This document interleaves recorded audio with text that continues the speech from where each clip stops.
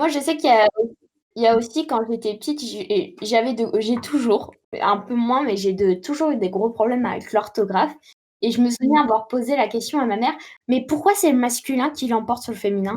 Je me souviens de lui dire: «Mais pourquoi? Je vois pas pourquoi ça serait le masculin, toujours on met au masculin et pas toujours mettre au féminin?» Et elle t'a répondu quoi, ta mère? Bah, que c'était l'orthographe, que c'était comme ça. Parce qu'elle partait du principe que quand on dit les hommes, pas forcément l'homme, mais les hommes en général, c'était, l'homme, l'être humain, en fait et que ça venait de là. Mais c'est vrai que j'ai jamais compris. Je dis: «Mais c'est pas logique, en fait. Pourquoi ça devrait être masculin alors qu'on est autant de femmes?» Mais justement, c'était plein de questions comme ça que je posais à ma mère: «Mais pourquoi on peut pas le dire comme ça?» Sur plein de trucs, une journaliste, un journaliste, enfin, bah, justement auteur, autrice, j'hésitais là, je dis: «Mais pourquoi on dit pas autrice?» Il y a d'autres où on dit bien enfin, une maîtresse, un maître, il y en avait plein comme ça et je comprenais pas. Je dis: «Mais pourquoi là on dit que du masculin? C'est une fille!» Pas logique, ça voulait pas rentrer dans ma tête. Ah là là. Genre, faut que je vous parle de mon projet. Parce qu'en fait, je sais pas si je vous l'ai déjà dit. Je vous l'ai déjà dit? Non, non, non, je vous l'ai pas dit. Donc, je pense que dans les 10 années à venir, je prépare un putsch.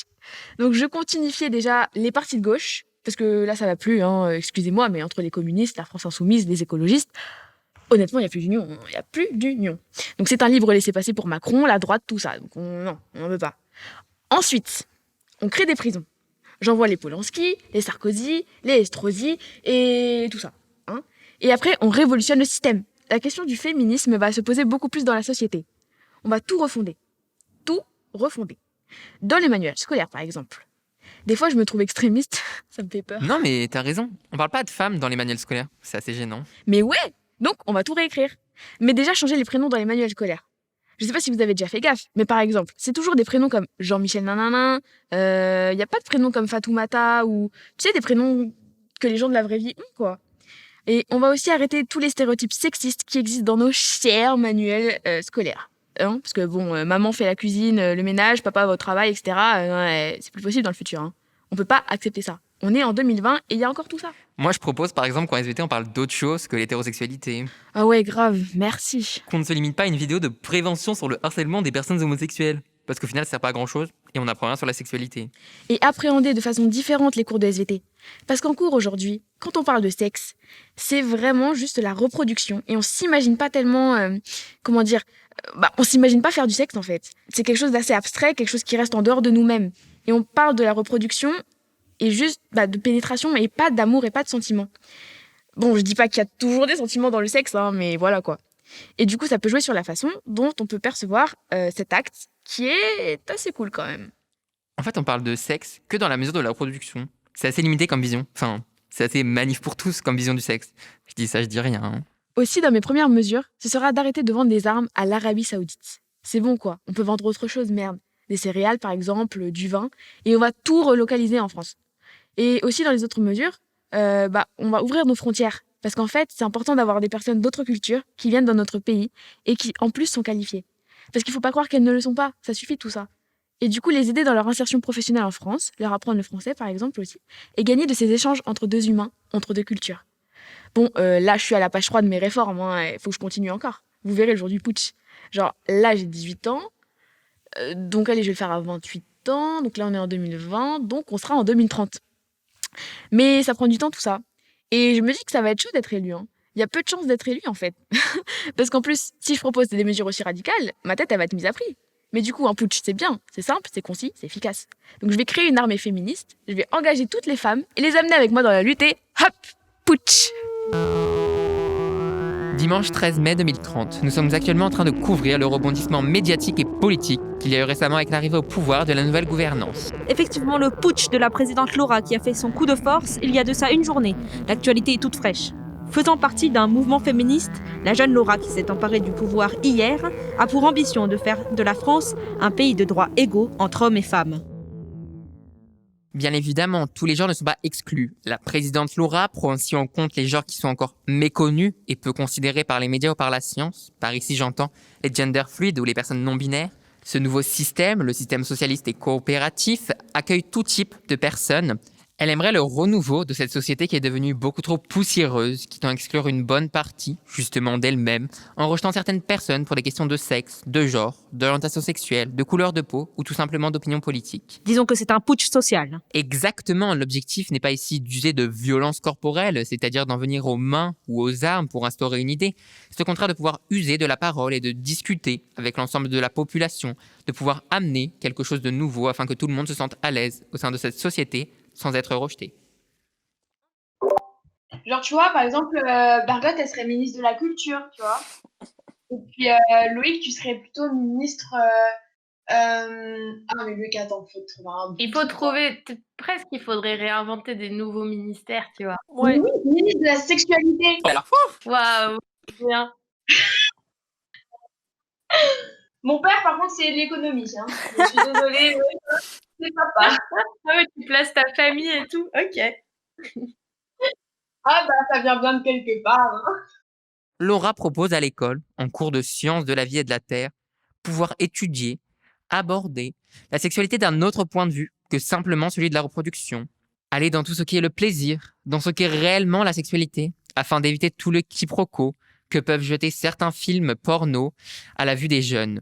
L'objectif, c'est vraiment d'étudier la chose et de la comprendre, mais surtout de ne pas exclure toutes les sexualités possibles et imaginables en étudiant seulement la sexualité qui a dominé pendant très longtemps, celle de l'hétérosexualité.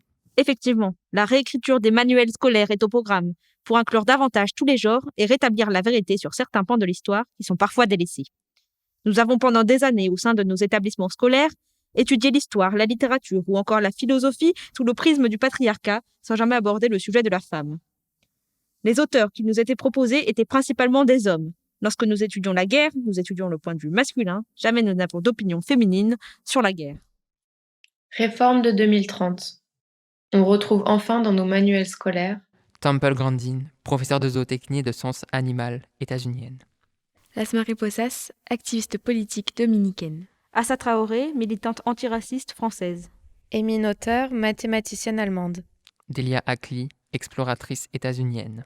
Wu Zetian, impératrice de Chine. Diana Zurko, première femme trans présentatrice télé en Argentine. Greta Thunberg, militante écologiste suédoise. Erika Sanders, premier pasteur trans aux États-Unis. Paul B. Preciado, philosophe espagnol. La dynastie Kadjar en Iran. Sophie Tauber-Harp, artiste suisse.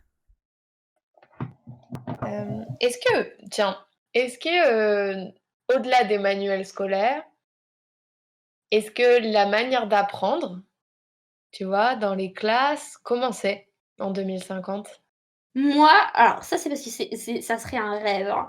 Moi, faut qu'on ait soit pas d'enfermés. J'ai horreur d'être enfermée. Enfin, moi, ça serait genre des trucs, grands espaces ouverts, que des baies vitrées, où on serait pas tous à des tables forcément, mais qu'on pourrait genre être tous autour sur des petits canapés et tout à apprendre. Par exemple, l'histoire, je trouve que c'est quelque chose qui s'apprend pas forcément à l'écrit, mais à l'écoute.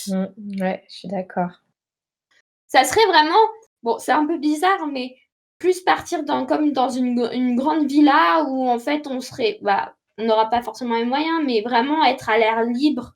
Et justement, quand il disait avoir plus de moyens pour l'éducation et tout, être à l'air libre et être vraiment optimal pour les élèves pour apprendre, quoi. Par exemple, l'été, être dans un grand, pas un pré, mais comme un grand jardin qui servirait de cours, être tous autour d'un dehors sur des poufs et tout, et être l'hiver à l'intérieur autour d'un feu de cheminée en train d'apprendre les trucs. Je trouve que ça peut être super sympa et c'est là où ton cerveau, vu que t'es à l'aise où t'es beaucoup plus productif, je trouve. Par contre, on n'a que 3 jours pour décider notre avenir. Genre, je trouve ça inadmissible. Ah ouais. Genre, on a 3 jours pour dire si oui ou non on prend le vœu. Non, Ah.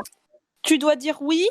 Enfin, je comprends rien. Si, en fait, genre, t'as 3 jours pour dire si oui ou pas tu prends le vœu. Et si après les 3 jours t'as pas répondu, le vœu il saute.